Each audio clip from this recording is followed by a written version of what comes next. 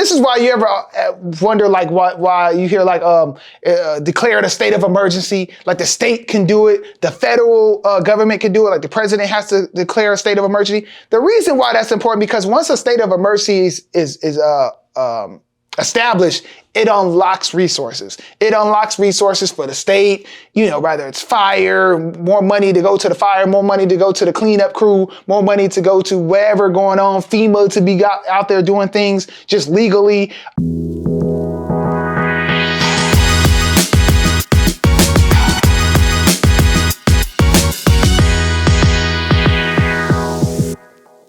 Hey, what's going on, everybody? Welcome to the 9% Show. I am your host, Steven Burton, and here at the 9%, y'all know we keep everything 100. If I haven't done it, not doing it, or not about to do it, it will not come out my mouth. So welcome, everybody. Welcome to the 9% Show. Welcome. And like we always do around this time, we take a toast to the 9%ers out there and those that would like to get into the 9% Club. Welcome, everybody. Welcome, welcome, welcome. Well, man. Since the last time I seen y'all, a lot has been going down in the United States, and specifically LA. Oh my goodness. This is just the start of 2025. It's crazy how you can have any type of goals and aspirations and things you're trying to do, and life just smacks you and things you couldn't even imagine. It started off just a week into the new year, the tragedy in New Orleans. The terrorist attack there, prayers out to them, people, the families and, people dealing with deaths there and, their loved ones. And then out here in LA, if you didn't know, I'm based in LA. We just been dealing with this fire situation, which has just been devastating. It's been horrible. Thankfully I haven't had no super close relationships that's been affected, but I definitely have some people that were associates.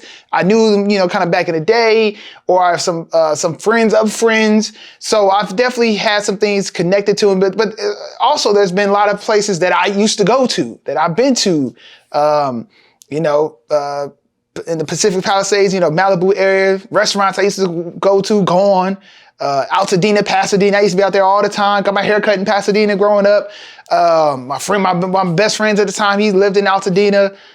His growing up house is gone. His neighbors and friends of his is, gone now. So it's just been very devastating and just very, very humbling, even for us that, we live in parts of LA that wasn't impacted. So it's just so weird to have so much devastation in one area, not another area, and still kind of going with life. And it's like knowing that other people aren't, don't have a home to go to, or some people,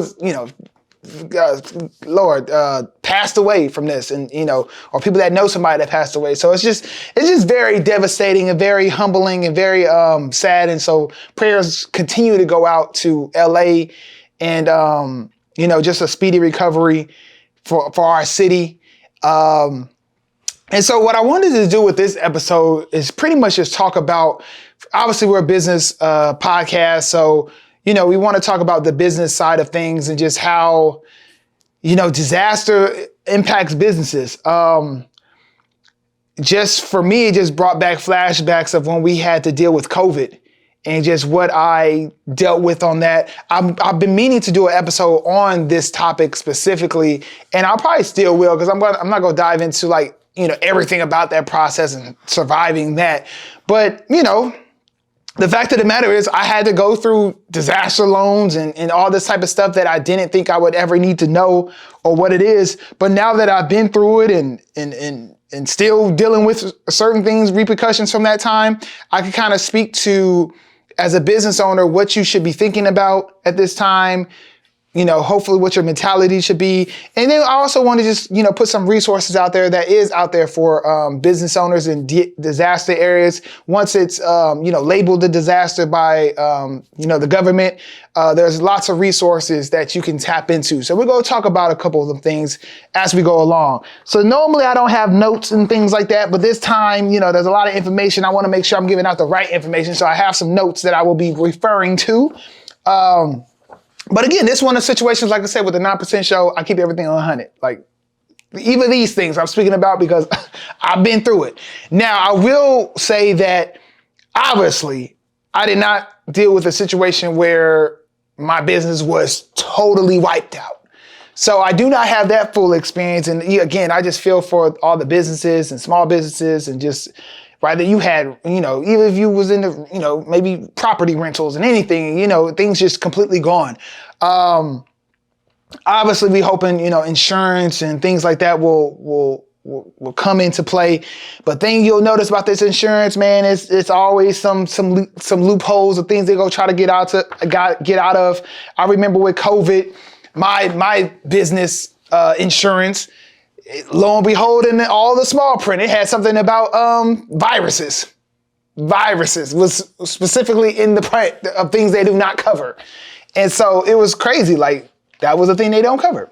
So really about these times, I'm gonna kind of speak on like 3 things that I went through and what I could hopefully suggest to business owners that's dealing with disasters. And hopefully this video helps out in the future, because there's always going to be some type of disaster going on, man-made disasters, acts of God, all type of stuff. I mean, life is life, and it's gonna keep on lifing, tell you the truth. So I would say the first thing, and I really tied myself into COVID. And like I said, I say this as humbling as possible, but when you're faced with disaster and something, to that degree, as hard as it is, you really need to try to keep calm and focus on what you can control.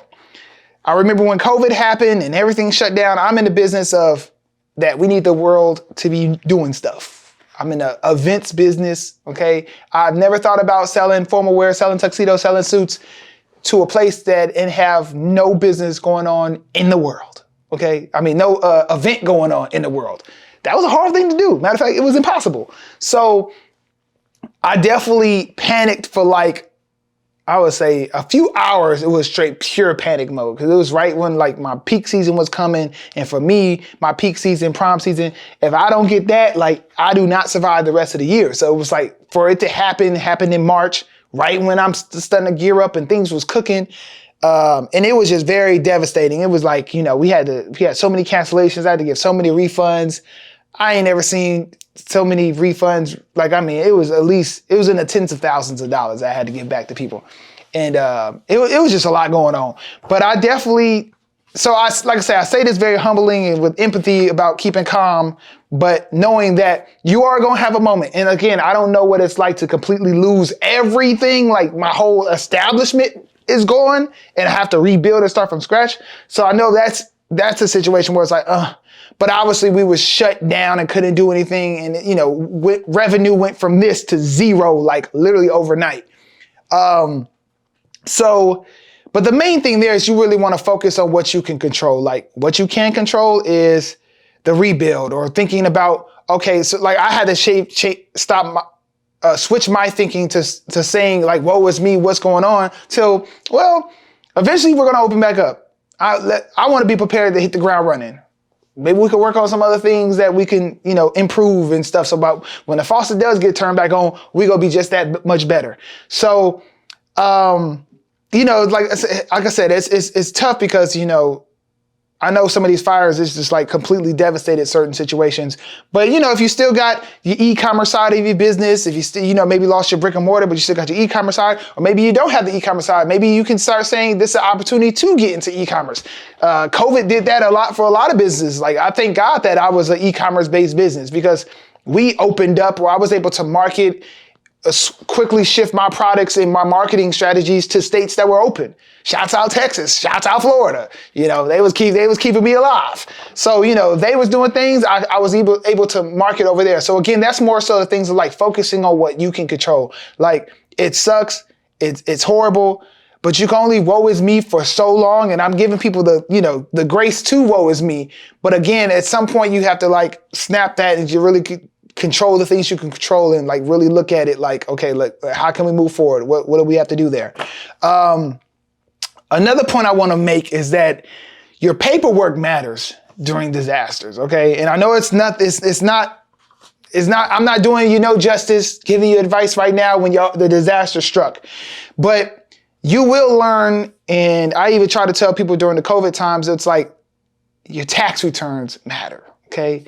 Just being able to show the government that you are a business matters. There's so many people that just did it under the table, or didn't want to register, didn't want to go to the county clerk office, didn't want to get an LLC, didn't want to whatever.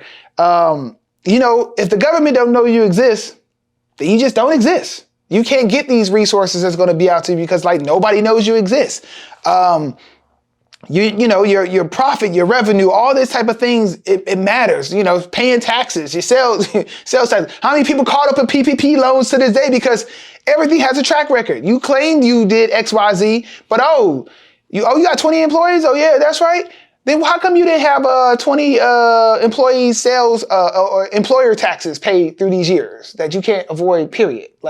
How come that ain't adding up? So there's lots of things that, it sucks and you definitely want you to lower your tax liability and things like that. But if you don't have the proper paperwork and proper, taxes and doing the things the right way, I highly suggest you start doing things the right way. Because when stuff hit the fan like this and you need to tap into these government resources, you need to be able to do that, because it just sucks when you really can't. Those are the people I really felt bad for probably right now, and even during the COVID times. It was the people that were you just started your business, like a brand new business. Somebody just maybe launched 2 months ago and then boom, something happens because you don't even have a track record just by default. And then 2, the businesses that were established, but they just chose to cut some corners, and now they're not getting any of the resources that other people were getting. So it's very tough. So I definitely highly suggest, making sure your paperwork is together, your legal entity stuff is together. Those are things that you should always want to have, because like I said, these are prime examples. If your stuff isn't correct and you're just watching this video, get on that, because you never know when that disaster can strike your neighborhood. Okay. The third thing we're going to talk about, and it's really, one of the main pieces of this video, is really, you really want to start understanding SBA loans and the resources that are out there. So I did do some research on the resources that are out there for people affected by the LA fires. And it's pretty much, as of right now, it's pretty much only SBA. The LA itself haven't, at least as of this recording, hasn't announced what they're going to do as far as business support. There has been something, I think Governor Newsom did something about extending the tax deadline. I think that's automatically go extend to a further date. So extending like sales tax payments and things like that. So there's some things that he was able to do kind of instantly. But as far as resources, loans, grants, things like that, they haven't been released yet. And, assuming they will, or assume some programs will be out there, I would just say you definitely want to tie into your local business community, because that's where you'll get this information. Your small business development center, even the SBA, SCORE. Those are the organizations that you can look to get this information. They'll be having workshops and all type of stuff. While I was doing some research, the local SBA offices were having workshops for LA fire resources. So the information is out there. But let's talk about these SBA loans a little bit and just what the requirements are, or what loans are available to you. And one of the first things I want to mention is that the word loan is an important one. These are loans, okay? These are not free money that the government's gonna help me in my disaster needs, and oh my gosh, they feel bad for me. No, they feel bad for you, so they're gonna give you some, very competitive loans, but understand they need to get paid back. It just sucks because you probably was in a position where, I didn't need no loan. I was I was moving all ahead with my business. Everything was great. And now I got to take on a loan that I got to pay back, and then worry about trying to make that money, the money I was making. Plus now I got to pay off something that you wasn't even prepared to do. So I get it. It highly sucks, but be prepared. And I know that's the last thing you want to think about. But just know that it is a loan. And so there's some things that they do to make it the best loan they could make it, but it is a loan. Honestly, you probably don't even need to focus on that part. Your focus should just be on recovery, do what you got to do to get out and worry about it down the line. But I will say, it crept up on me. Everything all good. Then, during COVID times, they was deferring loans, and it wasn't going to start for a year and a half, 2 years out. But once that thing started, it was like, oh my gosh. Like that is a lot of money to pay back, especially if you was getting some of them, high ones, because they was giving out some money during them times. So that's just something to be aware of. So there is 3 different types of disaster loans that's available. And how this usually works, again, and this is why you ever wonder like why you hear like declared a state of emergency, like the state can do it, the federal government can do it, like the president has to declare a state of emergency. The reason why that's important, because once a state of emergency is established, it unlocks resources. It unlocks resources for the state, whether it's fire, more money to go to the fire, more money to go to the cleanup crew, more money to go to whatever going on, FEMA to be out there doing things just legally. And then also these SBA loans, disaster loans, they do it by county. Like if your county was not affected in probably a situation like this, like I live in LA County, but where I live or where my business is at was not affected. So I'm sure I'll put my address on there. They're gonna be like, there was no fire where you were at. But that's how it's pretty much happens. And that's why actually for during the COVID times, it was a state of emergency nationwide. So no matter where you were at, you was able to get support. So a thing to realize, if I hate people that try to take advantage of times like this and take advantage of situations and think they can get by. But if you're in a neighboring county, no, you cannot apply. Okay, you cannot say, oh, let me get a chance to try to dive on that to start a business. This is not the to start a business type of loans. SBA do have loans for that type of situation, but it's not the disaster loan. So please stay out the way there. But so that's important to know. But there's 3 types of loans that are available to you right now. Okay, so there's the business physical disaster loans, and that's for loans for businesses to repair, replace disaster damaged property owned by the business, including real estate, inventories, supplies, machinery, equipment. So, and businesses of all sizes are eligible for that. The next type is the economic injury disaster loan.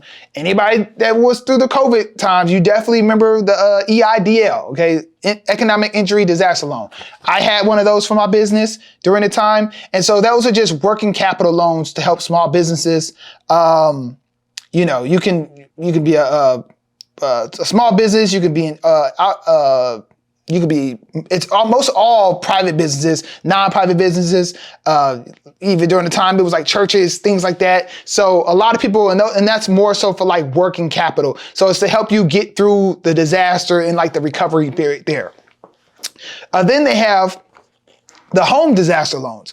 So those loans are to homeowners and renters to repair, replace disaster damaged real estate and personal property. So again, if you have like real estate, property, things like that you're doing, it can help repay the home situation. A lot of this stuff can maybe tie in with FEMA, tie in with your insurance. A lot of these disaster loans are also, please understand, they're not there to be your first, come first. If you have insurance, if you have other types of means to credit, they want you to go those directions first, and then with SBA, when these disaster loans, fill in those gaps. And honestly, there's a thing called credit availability elsewhere. That is something that they take into account when you apply for a disaster loan. Can you get credit elsewhere? If you can, it's not that you're automatically denied for these type of disaster loans, but depending on your situation, you might have a slightly higher interest rate than if credit wasn't available to you. Like if you're like, okay, I ain't got that much money in the bank, I ain't got the great credit, they're still gonna work with you, but you'll get lower rates for that. So they do break that down like that. The great thing with these SBA disaster loans is that, one, they are like 30 years to pay back, okay? And most of the times they're extremely low interest rates. For example, the home loan, the first thing I mentioned, there was like a 2.56, and this is when there's no credit available elsewhere category. Business loans is 4%. Nonprofit organizations 3.6%. The economic injury disaster loans, they're 4%. For nonprofits, are 3.6%. So you're talking about a 4% loan when interest rates right now are like at 7, 8, 9, 10%. with interest rates being so high. So you're talking about some loan financing that you can't find anywhere. Okay, so they are very great loans, and the terms of them usually go out to 30. The maximum is 30 years. So it's like you get a 30 year. It's almost like a mortgage. So you're going to be paying a low amount, and they have situations where you could just pay the interest. They really works with you.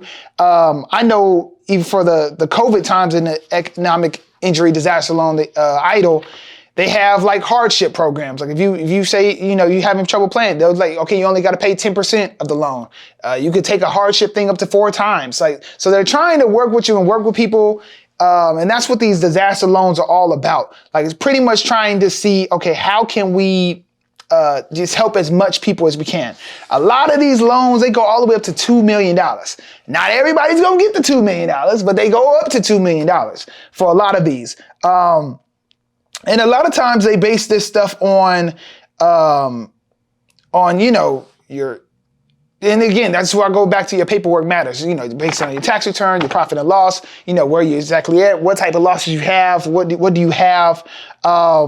Then they only go towards your uninsured losses. Okay, so like again, if you have insurance, it's gonna make you 70% whole. These type of things, SBA disaster loans will not touch that 70%. They'll handle that other 30% that you lost. Okay, so that's some things to keep in mind. So I would definitely, we're gonna put links into the description to get to the application, get to the SBA disaster loan homepage. They have fact sheets out there, all type of information that is out there. And trust me, I would definitely check out, your local small business development center. We'll also link those in the description here. But there are resources out there. Now there is deadlines for these applications. Okay, so the physical damage deadline is March 10th. Of this year, and then economic injury is October 8th. So you do have some time for economic injury, which the EIDL loan. But yeah, it's pretty straightforward. I think, it is a loan. A lot of times the application process, during COVID, I feel like they were just, they was very loose with a lot of money. And I was thankful for what I was able to get. And I'm assuming maybe disaster loans are just like that. That was my first experience with disaster loans. But I'm thinking that, they want to help the economy get back to where it was at and for all the losses. So in a place like LA, with everything that was going on, I'm sure there's situations where this will be impactful. So that's really the resources there. I hope I kind of like explain what the disaster loans are from just a top level. Again, I will really just kind of dive deeper. There's webinars you can see. There's all type of information you can get out there. But yeah, I just wanted to try to, give some advice I could and just put myself into, your shoes. Like I said, when I was dealing with the disaster of COVID and just knowing that you're going to get to the other side of it. So, again, my prayers go out to everybody affected, even if you don't have a business. There's just, it goes even deeper because a lot of times there's businesses that are gone. Now there's people that don't have jobs. So it goes deeper as it can. So we're hoping for everybody for rebuild to happen, for people to get back to normal, or any type of normalcy as soon as possible. We in it for the long haul. LA's built tough. And we will get past this moment. But please tap into these resources. They are here to help you. They are here to be something that hopefully make you build back even stronger. Because if you strategize and really use this to your benefit, you could get an extra lift up to get back stronger than you were before. So these are out there. Again, we'll put all this information in the bio of the link of the description of the video. And till then, man, again, prayers to everybody out there in LA. We will continue to hold it down. I will catch y'all next time on the 9% Show. Till next time, peace.